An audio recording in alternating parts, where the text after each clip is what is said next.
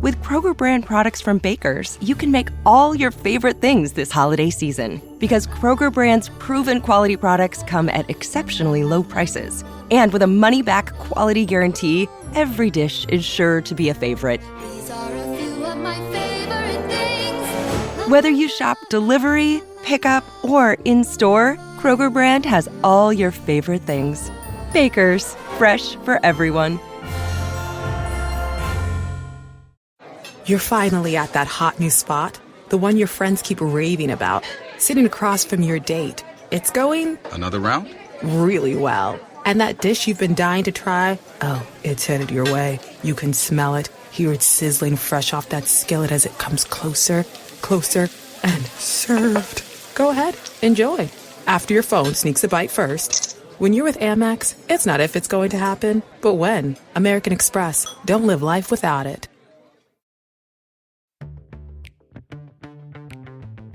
Hey, it's Christine from Storyworthy. Today on the show, author Erika Schickel talks about her new book, The Big Hurt, and being raised by wolves. And I suddenly realized that my mother had abandoned me. I mean, I was 45 years old before I understood that.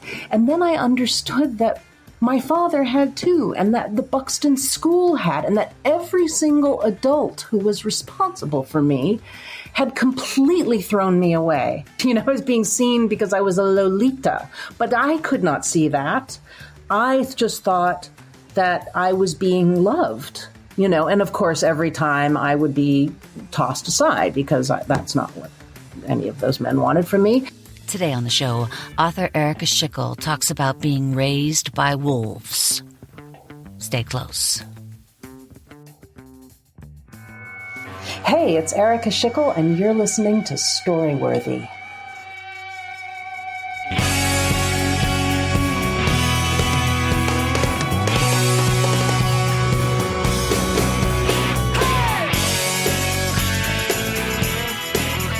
Welcome to Storyworthy. My name is Christine Blackburn, and I'm coming to you from Los Angeles, California.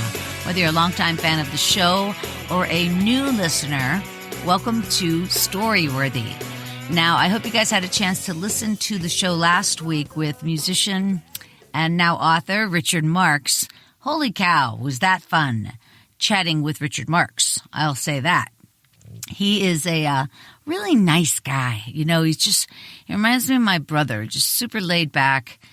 But his book is very, very good. It's called Stories to Tell, and he tells stories about, you know, all of his encounters with just the most amazing people that he's collaborated with over the years. He started, you know, music like his parents were musicians, and so he grew up with it in his heart. But, I mean, by the time he was 15, he was playing with Lionel flippin' Richie. You see what I'm saying, Erika? Oh, yeah. Yeah, so the guy, it's like, yeah, the music is in this guy's soul, and we had so much fun chatting. We had so much fun. His wife is Daisy Fuentes, and both of them are just like red hot on Twitter. Super fun to follow. And go back, you guys. Listen to me chatting with Richard Marx. He actually, his story is about meeting Paul Newman on several occasions, really. And so it's super fun, and go back, listen to that. But not today. Today I'm here with author Erika Schickel, and she's actually been on the show before, but it was before the moon landing. And that was for your book called You're Not the Boss of Me. Mm-hmm. You're Not the Boss of Me. Adventures of a Modern Mom. It was a memoir. A memoir. Womp womp. I never heard that. But, you know, that was such a great book. It really was. You have so much attitude. And, you know, you had a great take on modern parenting. And you made fun of everybody. So it was fun. Mostly myself, I hope. Yeah, it was a great book. Is that still available, do you think? Alas, no. My dream is that it will be republished and handsomely rejacketed at some point. But there are copies to be found out there. Yeah. Yeah. Yeah, well, that's what is kind of fun about Amazon in terms of buying a book, and you might find something. Well, that's at a bookstore, too. What the hell am I talking about? Yeah.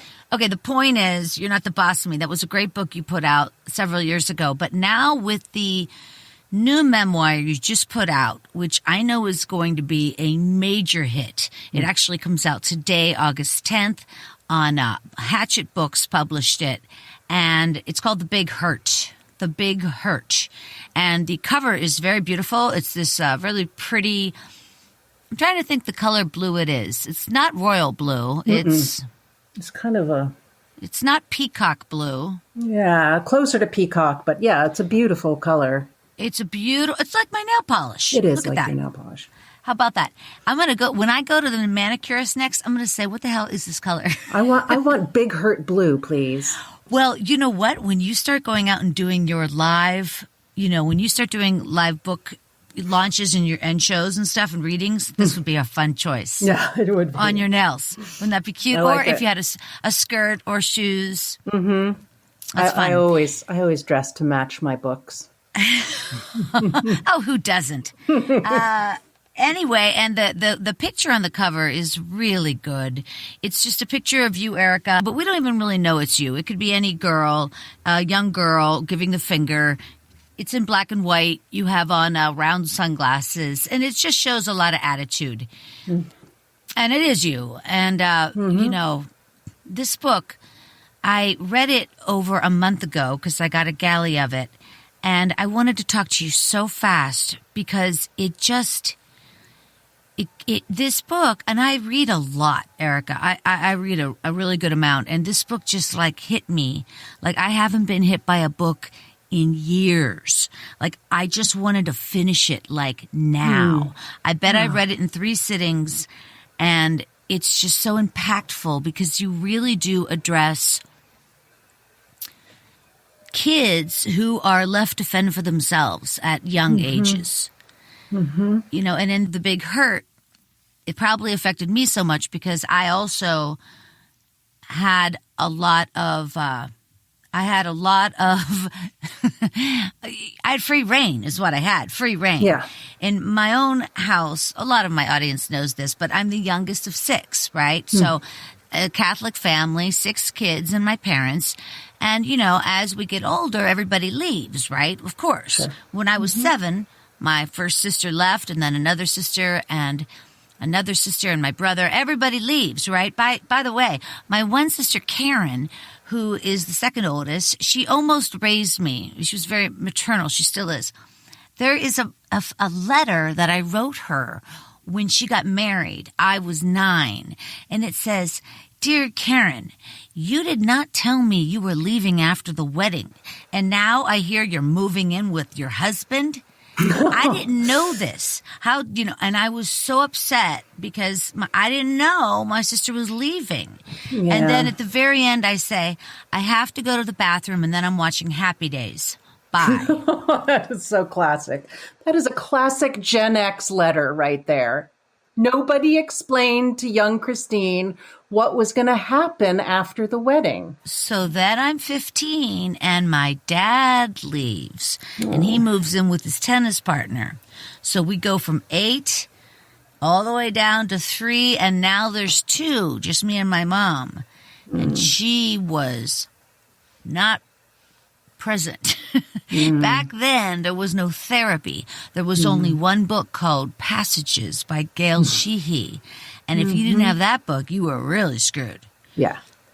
And that's all my mom, so by 15, I was on my way to a lot of bad situations. And your book, The Big Hurt, is sort of like that. But what I find so interesting about your story is you grew up with, a bit of wealth. And we're going to hear about that in your story today, Raised by Wolves. And I think that what we're both referring to is parents that for one reason or another just check out. Like my dad, until he died, he would say, "You raise a kid till they're 7 years old, and that's all you can teach them." Great. Isn't that wild? Yeah, that was how our parents were. That generation was. It's funny because, the Raised by Wolves story is interesting because I didn't figure it out until I was in my 40s, what had happened. And so, my first book was this funny memoir, this parenting collection of parenting essays, You're Not the Boss of Me. And I had a pretty solid reputation as a humor writer. And I come from 3 generations of comedy writers. I mean, it is what my family does. And so I wanted to tell the story of how I went to boarding school at 14 and I was a troubled mess of a girl. And then I sort of worked my way over 4 years of high school. And by the spring of my senior year, I had overcome so much. I had really bonded with the school and the people in that community. I had become an A student. That school helped me discover my own mind and my own writing mind, my critical mind. I became a sort of a shit talker and a banterer and all my social skills got built there. And then 6 weeks before graduation, I was seduced by a music teacher, a married music teacher.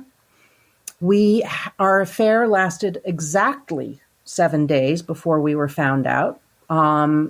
We had sex one time and we were found out, and the school told me that they could not legally expel me because I was legally their responsibility, but for the sake of everyone in the community, I should go because I was going to make everybody very uncomfortable. I was never allowed to talk to my parents about this. Whatever. I left the next morning. They packed me up and I left. And I went to live with the teacher. It truly makes me nauseous. It's really, and yet let me tell you that it makes me nauseous. Real quick, why couldn't you speak with your parents? One was hither and the other was yon at the time, right?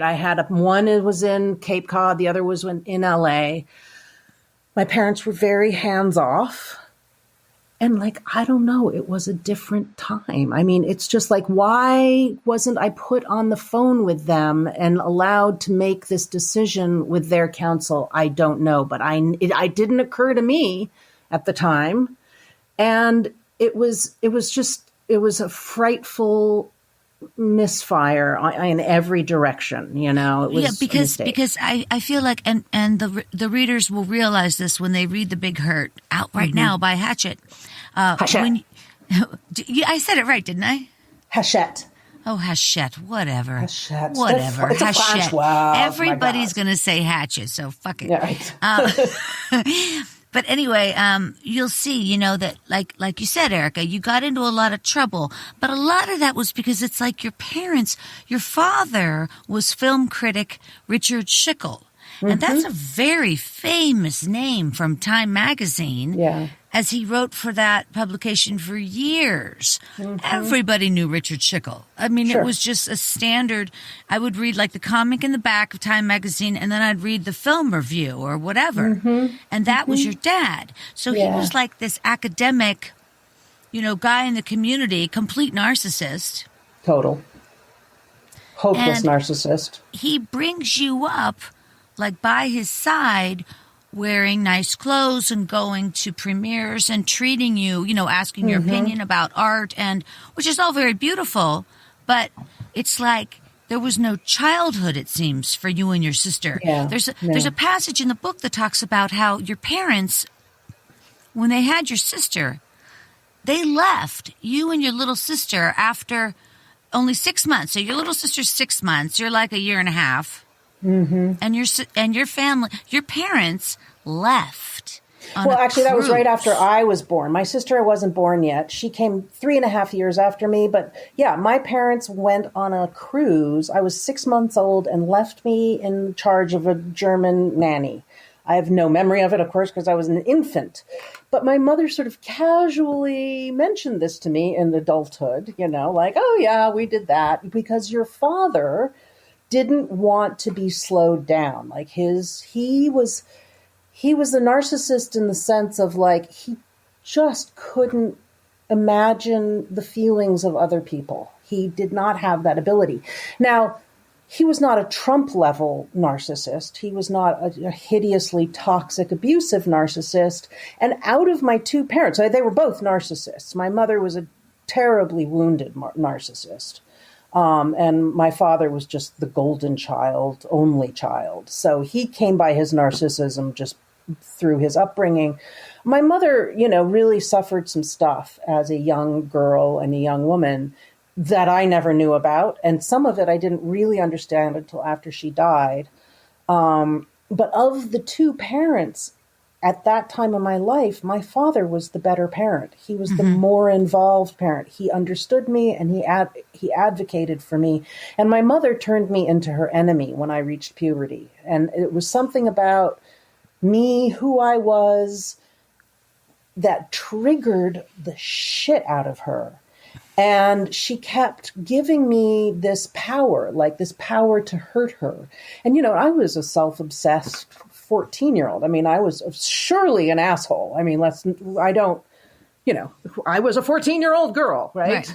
We are all assholes at that age. Yes, I've had two and they sucked, but, part of the parenting job is to be like, okay, I'm going to choose love, even though I'm being tested by this horrible person in my house, I'm choosing love and I'm going to believe in this child and keep them close because that's the job. And my mother did the opposite. She turned me into an enemy and she got rid of me. Yeah. And so this is what I'm getting to. The point is here's what I'm getting to. Your father turns you into this really smart, sassy person. So you end up getting into a lot of trouble at the ages of 11, 12, 13. But then you go to this boarding school, 14. You're still in trouble, 15. But all of a sudden you turn it around in your junior year and you start really getting involved in a lot of different academic, a lot of different groups, a lot of different stuff's going on, and you're really succeeding and so they're building you up. This school, this boarding school called Buxton in upstate New York, right? No, in Western Massachusetts, in the Berkshires. Sorry, in Western Massachusetts. Those states up there, everything is so small and clustered. I just, Yeah, it's all 20 minutes. That's right. I'm just going to call it Hatchet Books. Yeah, call it Hatchet Books. Northeast. No, I'm going to call it that because that's what everybody else calls it, right? Like Northeast is just like, it's everything's upstate New York for me. It's all small. And so, but you're at this school, Buxton, and they finally start building you up and you're feeling good. And it looks like you're really going to, you're on this path of almost like your dad's path, academia and then all of a sudden, because you're still a child, you're only 16. When I was seduced, it was 2 months after my 18th birthday. I turned 18 in February, and it was April. So this guy, this teacher, who is a married guy, his wife also works on campus, right? They were like the young, hip couple on campus. Yep. And he seduces you. He's 32? 33. You're a teenager. And you have to leave the school. Yeah. He decides to leave too, or... He's fired. He got fired. However, let me tell you this, that he was also at that time simultaneously teaching at Bennington College, which is just over the Vermont border, since we're talking about how squished together all that part of the country is. So he was teaching at Bennington. Did Buxton ever call Bennington to say, you have a predator on your staff? No, he went on to teach for many more years. Yeah, they just pass it on. And it's, in the Catholic Church, when they do that, it's called passing the trash. And that's what happens in private boarding schools, or Boy Scout troops. I mean, it's the same story. Anytime you drop your kid off or leave him go for 7 weeks, 8 weeks, 10 weeks unsupervised, it's like, what are you doing? Anyway, so through the book, that's only part of the story. It's just part of your story, but it's so upsetting how you finally get things going in your life and they just slam you back down. Yeah. And all of a sudden it just crashes and it's so cruel. It's so terribly cruel. And now your parents, instead of understanding themselves or giving some empathy, it just seems like they just, again, abandoned you. And, On top of that, I'm sorry to interrupt, but I just want to say that, like, also, and a lot of this, and it's not a huge portion of the book that actually happens at boarding school, because what would happen is in the summers, instead of going home, they would send me away to do something else because they were having my mother didn't want me around, and my father was having his fabulous bi-coastal career and dating and doing stuff. So they kept sending me away. And when I was away, I was being stat raped by the people in charge of me at these very places. So I went on an outdoor adventure. I went on an Infinite Odyssey outdoor camping adventure in which I was stat raped by the rafting instructor or the kayaking instructor. I was sent off to do summer theater at the age of 16, right, where I was stat raped by one of the actors in the company. Yeah, he comes in and says, "Come on into my pool." Yeah.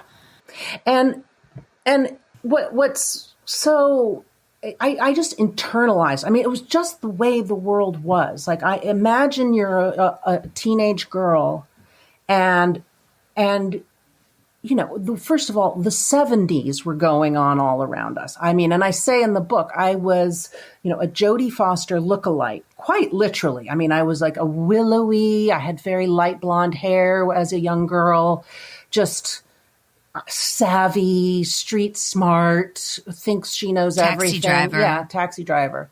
And in this world, it was just a wild. And I went to the Dalton School, which has, you know, Donald Barr was his dad was the headmaster there, right? Bill Barr's father was the headmaster, and Jeffrey. Oh my God, help me! I'm blanking his name. The guy Epstein, thank you. Jeffrey Epstein was teaching math when I was there. While I was a student there, the Donald Barr allowed Louis Malle's casting team to come and walk the hallways and look in the classrooms for a young girl who might be able to play the lead, the child prostitute in Pretty Baby, which Brooke Shields later got. I was called in for an audition for that. My mother didn't let me go, one of her better choices, but you know, it was that's what it was like. It was like girls were fair game. So I never saw anything wrong with it. You know, it took me many years. And then, so I would go away for the summer. I would become lonely and sexually abused. And then I would return to Buxton in the fall. And it was like, I could remember who I was. Like I was like, oh yes, I'm writing papers and I'm starring in the play and I have friends and this is my world. So that's more context for what eventually happened. Yeah.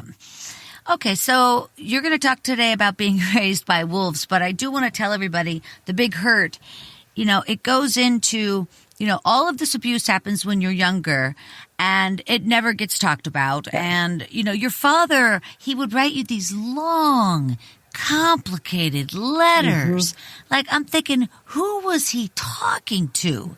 He wrote you letters like you were his, you know, a professor at the university. I know. What was that all about? Just because he's so bright? We are a family of fucking letter writers. I mean, I don't know how to explain it, except that is what my people do, you know? I mean, literally, and I talk about this in the book I just mentioned this, like the generations of writing is what my family does, which is why I tried to be an actor for many, many years before I finally succumbed to the family curse. But I mean, going back to generations. I mean, it's poets, it's preachers, it's academics, it's television, radio writers, you know. So a long letter from your parent wasn't that shocking to me. Again, all of this was just my normal, you know. And really what I want to say about this story and about writing this book, being raised by wolves, and many of you and your listeners who are Gen Xers are going to go, oh yeah, well, sure. You know, I mean, it's so different now than it was then. So I had this story about what happened to me in high school. And when I started writing the book, I was still a comedy writer in my head. Right. And I thought I was going to write this hilarious romp through a bohemian boarding school in the 70s, and it would all be like smoking weed out of apple pipes in the woods and like sneaking out of the dorms and playing pranks and the hilarity and the fun, which was actually true. There was hilarity and fun at that school. And then, whoops, at the very end, I got seduced by a teacher and kicked out. And I was going to make that the sort of gasp-worthy ending, right, of whatever this fucking book was. And I was calling it Unsupervised at the time. And then I got an opportunity to go to Hedgebrook, this writing retreat. And I got on the plane to go, and a friend of mine had said, read Joyce Maynard's memoir, At Home in the World, which is about her affair with J.D. Salinger. She was a student at Yale, just a young woman, and she had written a thing that was on a New York Times Sunday magazine, and it was sort of like a world-weary take from a 20-year-old. A 20-year-old looks back on life. It was sort of a tongue-in-cheek, whatever. And Salinger saw this and started writing to her. Began an epistolary love affair with her. And she ended up dropping out of Yale and going to live with him in his cabin in Cornish, New Hampshire. And so I'm reading this book, and this was before I had blew up my marriage for an affair with an inappropriate pedagogic male, right? Okay, wait. So now in the book, I wanted to mention that I had to look up about 12 words. And now you put 2 on the list. What did you just say? Pedagogic means a person who, a teacher, an instructor, a person of authority who, Okay, now go back to the sentence before. You said what did you say? It was an adjective. Oh. Expediosory or something. Oh, I don't know. It flies out of my face so fast. All right. I will say this. You have such a vocabulary, Erika. You really do. And all the words are so appropriate. You choose great words, but, look, I didn't know a lot of them. I'm just saying. Well, I mean, hopefully, I don't try to sit on top of big words because, I just find that some of the big words work better than the other words. Yes. But I'm also a big fan of using words that don't exist. There are all kinds of words in this book where when we were doing the audiobook, my engineer was like, what is that word? And I was like, that's just my word for the thing, so that's funny. Language is all purpose to me. So basically you duplicate some of these problems that happen in your teenage years, in your adult years, when you have a husband and you have children, and all of a sudden you're off as this guy's muse. And his name is Sam Spade in the book, and everybody knows it's just a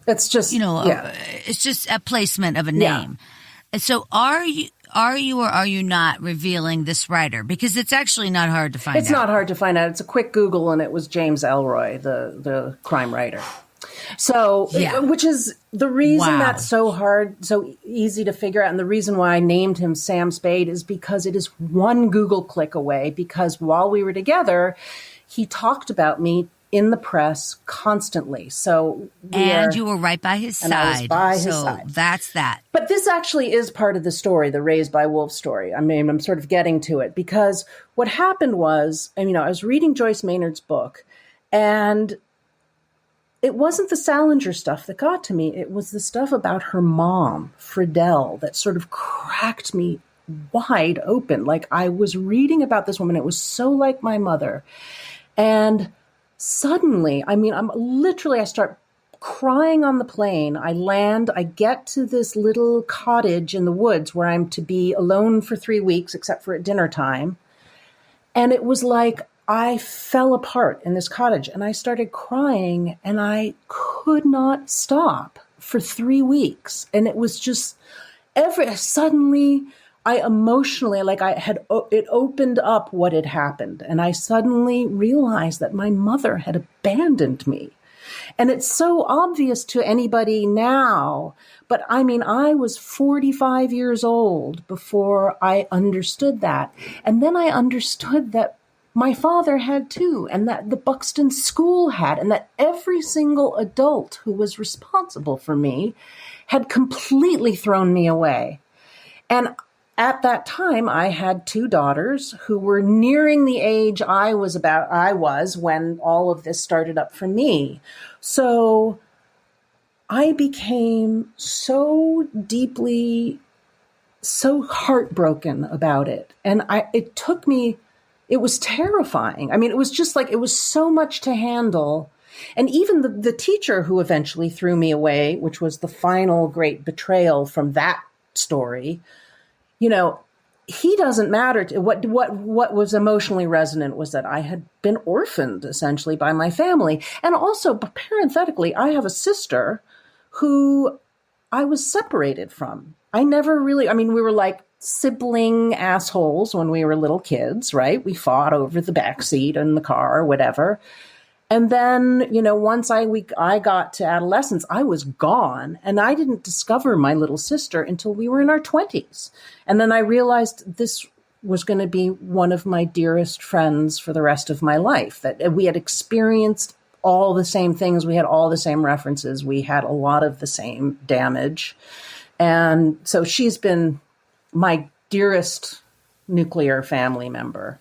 But anyway. Has she ever written about her experiences? She's a phenomenal writer. Such a good writer. And she has done some writing, and she had a blog for a while. And she's much more in the vein of the comedy writer, the family comedy thing. I mean, she's a hilarious writer. But she hasn't published anything. She doesn't have books or anything. But I hope that will change. So at this point in your life, because I kind of want to just keep this conversation going, because the whole conversation is about being raised by wolves. Yeah. And you guys, I want to just throw in that you can find Erika over at her website, erikaschickel.com. I'm going to spell it because I'm a giver.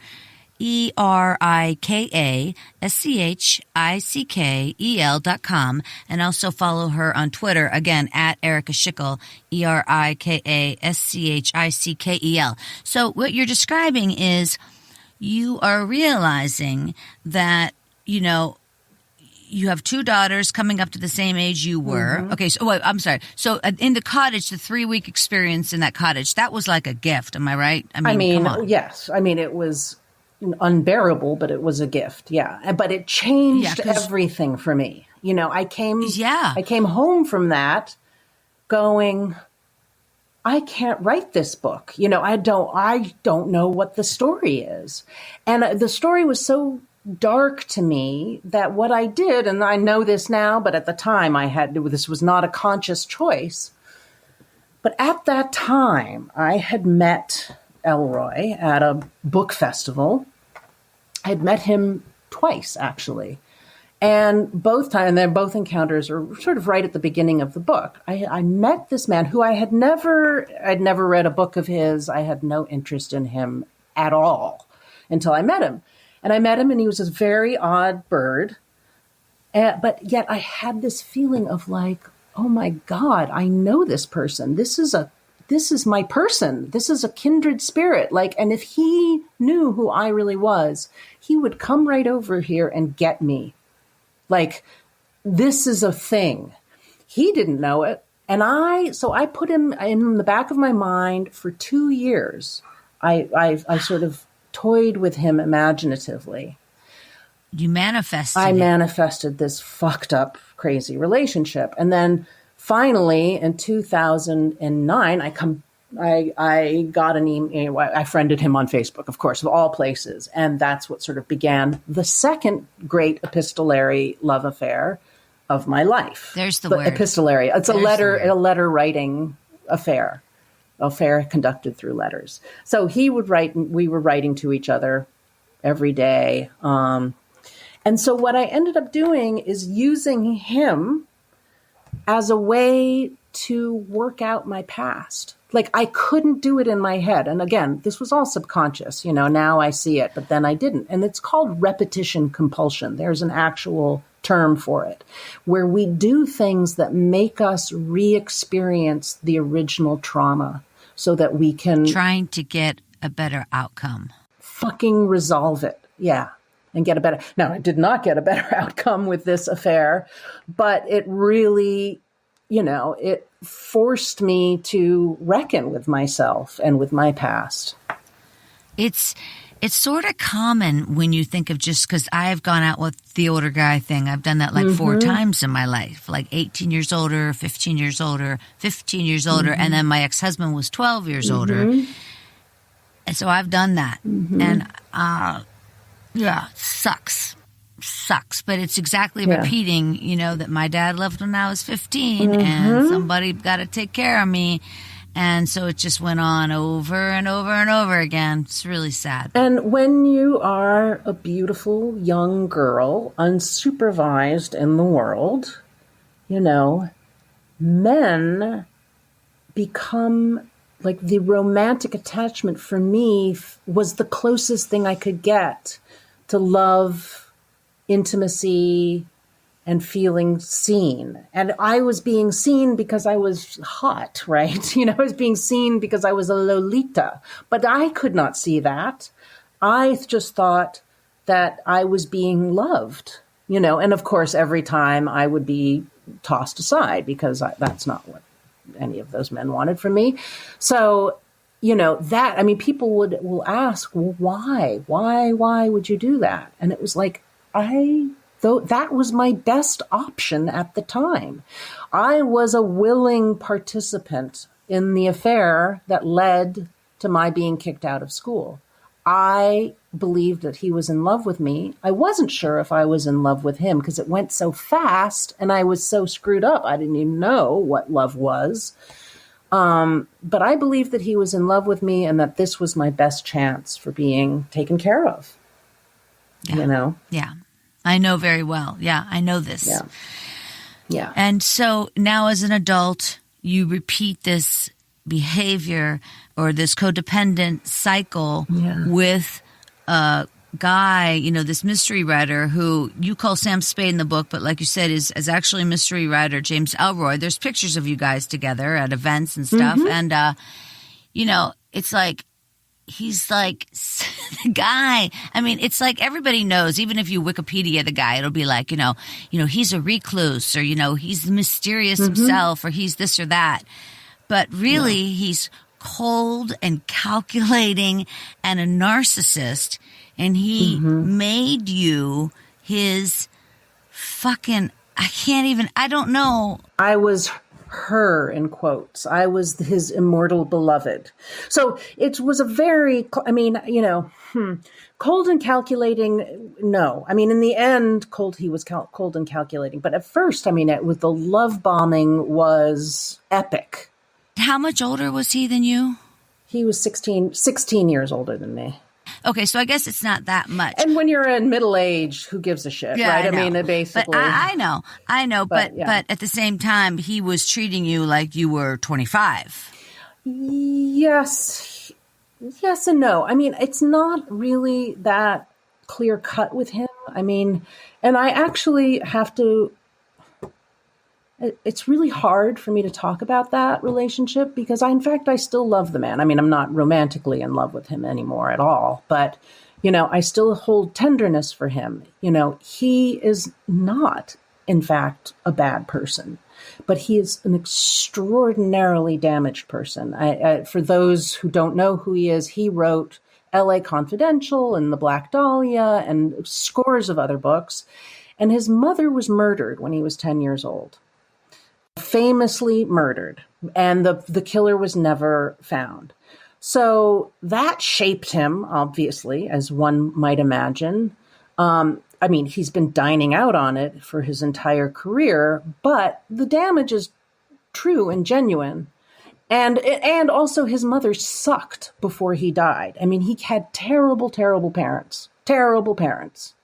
So as somebody who had terrible parents and who's made mistakes and had to deal with their issues from bad parenting, I do hold space for people who have gone through terrible, childhood experiences where his madness was literally manifested in just fear and panic attacks. So when he wasn't triggered, He was reasonable. He was kind. He was generous. He was cool-headed.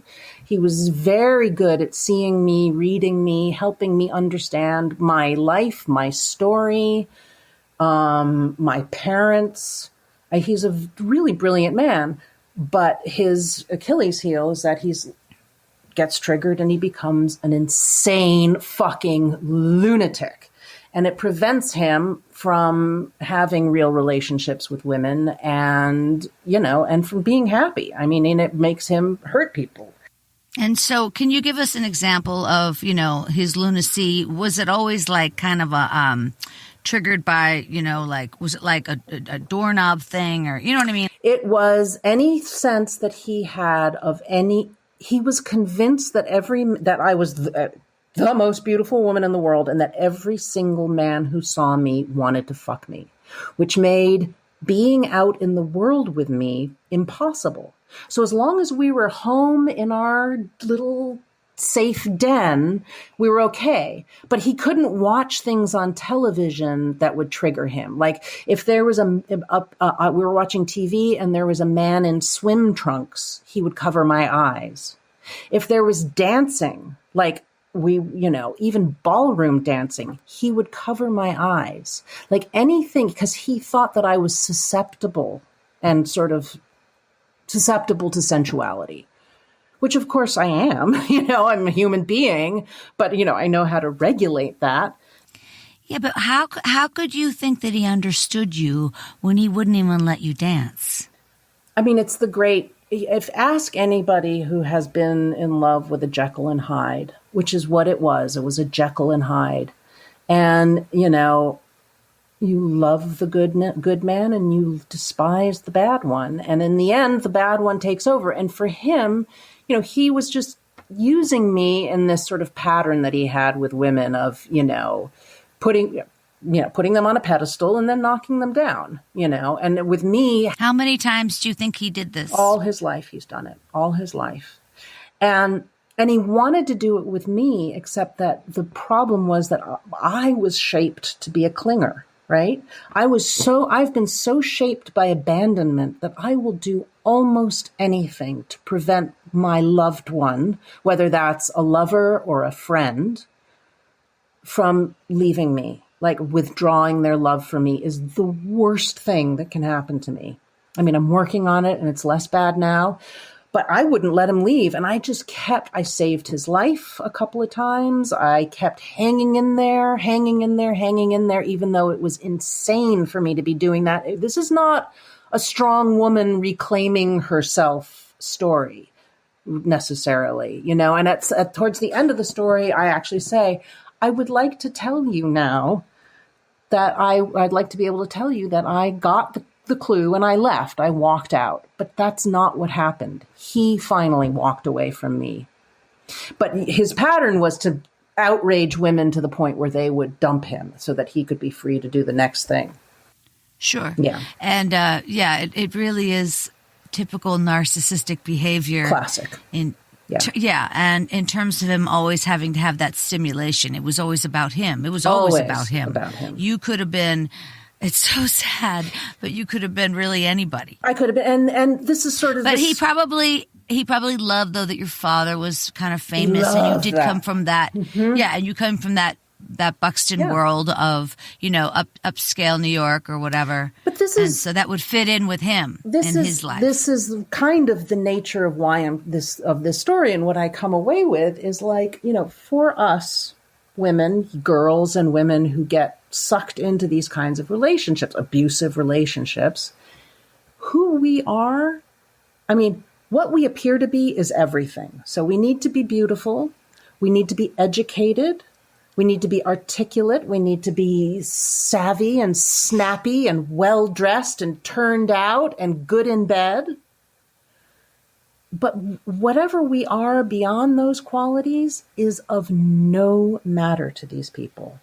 And when we start becoming real with all of our insecurities and our foibles and our, bad hair days and whatever the fuck is going on because we're human, Like there's no place for that. It doesn't. We are mirrors. We are here to reflect the male genius in this situation. And isn't it interesting how this could be at any level of money? That's not the way you say it, but in other words, it's not because he was rich and you needed the money, because you were doing fine. You have your family, you had your girls. And so it's not, this definitely crosses all economic boundaries when this happens. Yeah. And just tell me again why you don't think it's like a hashtag Me Too thing. Before we started recording, you said something about, you don't want to really associate it with hashtag Me Too. Yeah. But hashtag Me Too. I mean, no, I'm not digging on the hashtag at all, and thank God for the Me Too movement.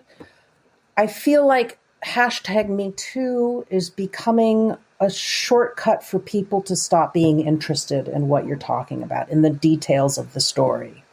So, and I think that there's some backlash, and I certainly don't want to be a part of that. I want the Me Too movement to keep rolling on until predators are no longer free to predate upon children and young women. But yeah, I mean, I sense a sort of cultural dimming of interest in the Me Too story, Well, do you have another idea, another proposal for, the next catchphrase? No, I really don't. Yeah, but I mean, now if you hashtag Me Too, you will get that subject, and that if you need those resources, and I then you use the have hashtag so that I can, No, I do. Do you have another idea? Hashtag fuck off. Fuck off, you fucking predators.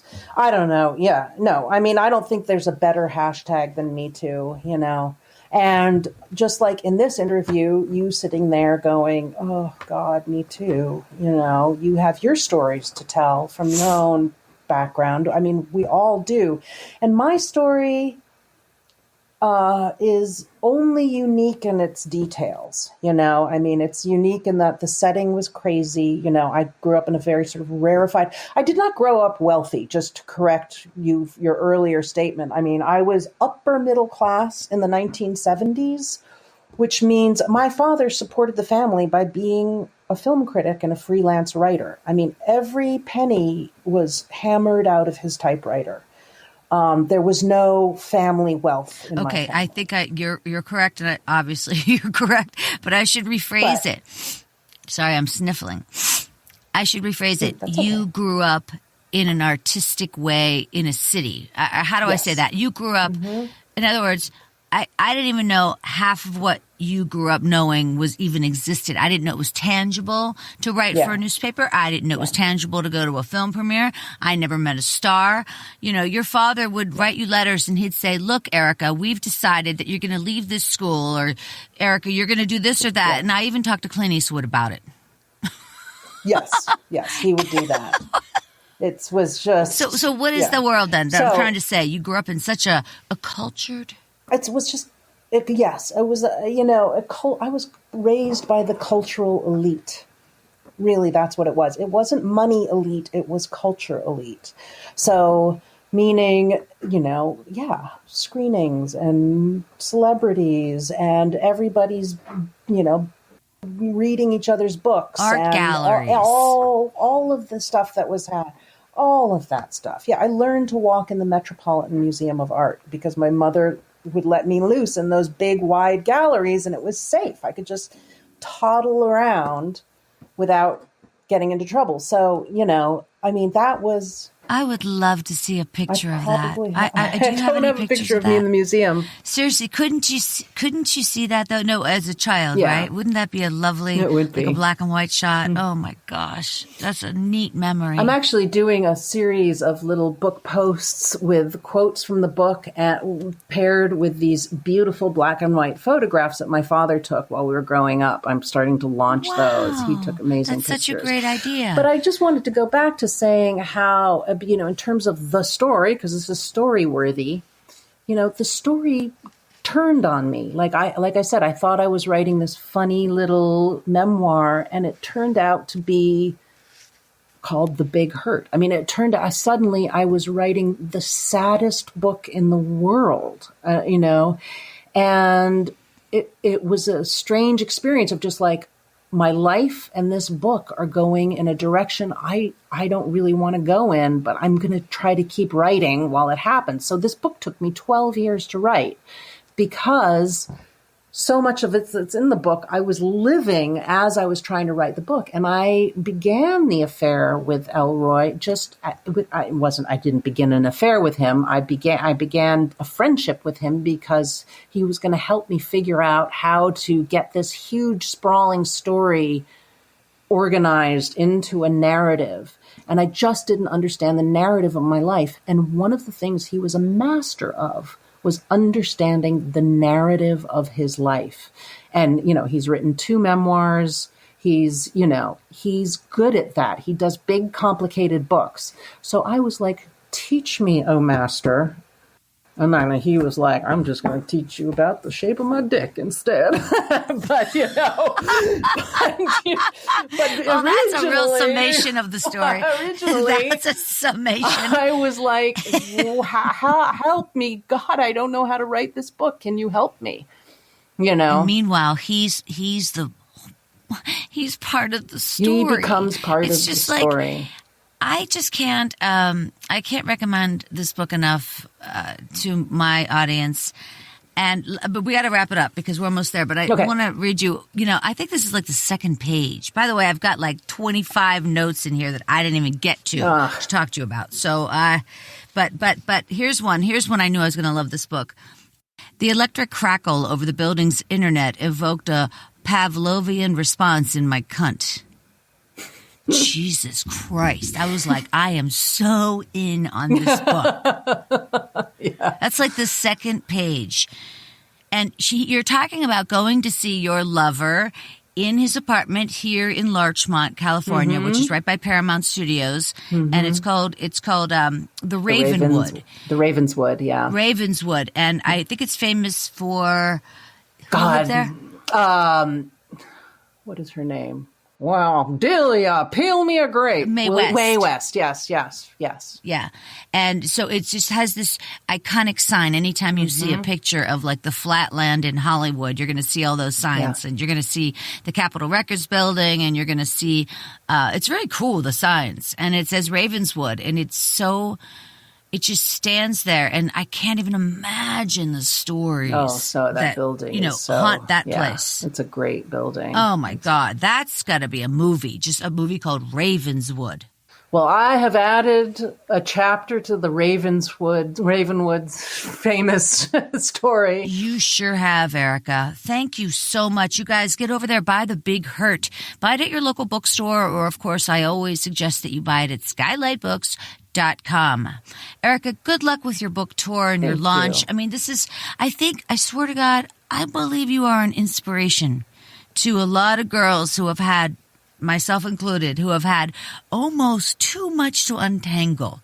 It's almost too much to believe is what it is. Yeah, and my story is similar. It's almost too fucking much to believe. I know. I'm so sorry. And I send so much love to you and to all those girls out there who are trying to struggle and sort out the confusing experiences that they've lived through. And not everybody has the outlet of writing. And, I hope that this book is, my hope for this book, the meta hope, was that my reader at the end of the book would hold the book and look at it and go, I'm holding the happy ending of this story, which is that I finally was able to finish writing the story. Look at the chills on my arm. I absolutely agree. I really do. And I want to also say there was one quote that made me laugh from Sandra Tsing-Loh, and she's also one of my favorite authors as well. But anyway, Sandra says something like, I read, this is one of the top 5 books I've ever read, and I don't remember the other 4. Yeah. Wow. And then she goes, wow-wee. And it's true. That's all I could say about this book, too. It's just like, fuck, wow. It's The Big Hurt. It's like the biggest hurt, and it is just fabulous. So congratulations again. Thank you, Christine.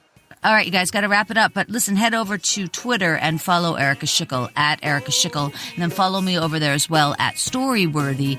And stay connected, would you, please? Yes? Yeah. Thank you. All right, you guys, one more time on behalf of the fabulous author, Erika Schickel, thank you so much. Thank you so much, Christine. Thank you. My name is Christine Blackburn, saying, make it a story-worthy week.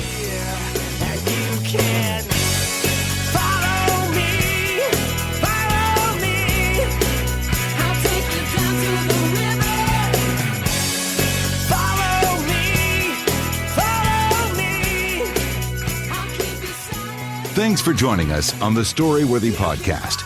We'll be back next week with all new stories. Subscribe to Storyworthy on iTunes and visit the Storyworthy website at storyworthypodcast.com.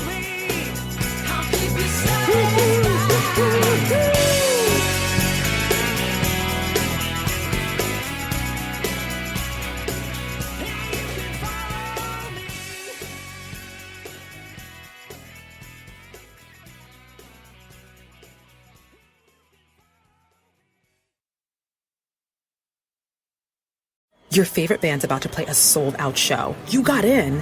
Over here! With a friend. And found a spot close enough to see the set list. They're definitely playing your song. When you're with Amex, it's not if it's going to happen, but when. American Express. Don't live life without it. Caregivers, are you and the person you care for not satisfied with your current home care agency? Then you need to call Help at Home, as we offer the highest paid wages, weekly pay, overtime pay, benefits, and do not forget paid time off. Help at Home is actively recruiting caregivers who are caring for a loved one.